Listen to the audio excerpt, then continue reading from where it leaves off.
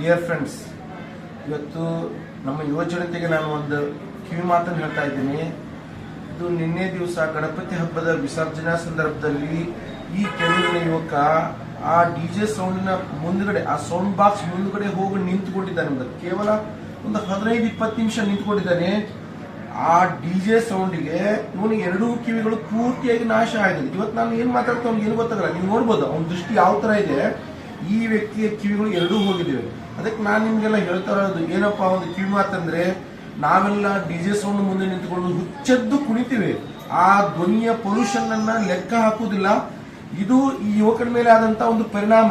ಆದ್ರೆ ಚಿಕ್ಕ ಚಿಕ್ಕ ಮಕ್ಕಳ ಮೇಲೆ ಏನಾಗ್ತದೆ ಅಂತ ನಾವು ಯಾರು ವಿಚಾರ ಮಾಡೋದಿಲ್ಲ. ಹೊಟ್ಟೆಲಿರ್ತಕ್ಕಂಥ ಪ್ರೆಗ್ನೆಂಟ್ ವುಮನ್ಗಳು, ಹೊಟ್ಟೆಲಿರ್ತಕ್ಕಂಥ ಮಗುವಿನ ಬುದ್ಧಿಮಾಂದ್ಯನೂ ಹೋಗುತ್ತೆ, ಹೃದಯ ದೌರ್ಬಲ್ಯ ಆಗ್ಬೋದು, ಹಾರ್ಟ್ ಅಟ್ಯಾಕ್ ಆಗ್ಬೋದು. ಇವತ್ತು ಇದು ಒಂದು ಜ್ವಲಂತ ಉದಾಹರಣೆ. ನನ್ನ ಮುಂದೆ ಕುಂತಿದ್ದಾನೆ ಈ ವ್ಯಕ್ತಿ. ಅವನು ಎರಡು ಕಿವಿಗಳು 95% ಹೋಗಿದೆ, ಕೇವಲ 5% ಅವನು ಜೋರಾಗಿ ಮಾತಾಡಿದ್ರೆ ಮಾತ್ರ ಕೇಳುತ್ತೆ. ನಾನು ಇಷ್ಟು ಸಾಮಾನ್ಯವಾಗಿ ಮಾತಾಡ್ತಿದ್ರು ಅವ್ನಿಗೆ ಏನು ಕೇಳೋದಿಲ್ಲ. ಯಾಕಂದ್ರೆ ಅವನ ವ್ಯಕ್ತಿಯ ಒಂದು ಹಾವಭಾವನೆ ನೋಡ್ಬೋದು. ಆ ವ್ಯಕ್ತಿಯ ಪೂರ್ತಿಯಾದಂಥ ಕಿವಿಗಳು ನಾಶವಾಗಿದೆ. ಅದಕ್ಕೆ ನಾನು ನಿಮ್ಮಲ್ಲಿ ಒಂದು ವಿನಂತಿ ಏನ್ ಮಾಡ್ಕೋತೀನಿ ಅಂತಂದ್ರೆ, ಈ ತರ ಹೆಚ್ಚೆಚ್ಚಾಗಿ ಡಿಜೆ ಸೌಂಡ್ ಅನ್ನು ಹಚ್ಕೊಂಡು ನಾಟ್ ಓನ್ಲಿ ಗಣಪತಿ ಹಬ್ಬದಲ್ಲಿ ಮಾತ್ರ ಅಲ್ಲ, ನಾವು ಉಳಿದ ಸಂದರ್ಭದಲ್ಲಿ ದೀಪಾವಳಿ ಇರ್ಬೋದು ಅಥವಾ ನಮ್ಮ ಮದುವೆ ಸಮಾರಂಭದಲ್ಲೂ ಹುಚ್ಚ